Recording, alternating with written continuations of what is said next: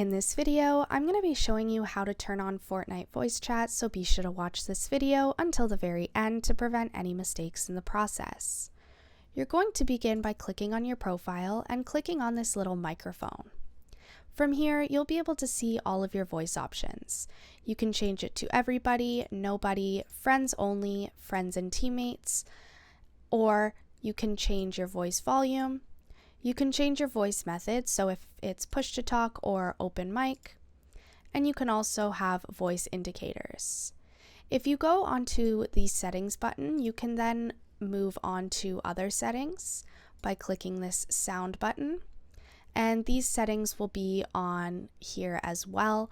You can also change your input device, your output device, and voice chat notifications. And that's all there is to it. Be sure to leave a like, comment, and subscribe to the channel. Thanks for watching. See you in the next video.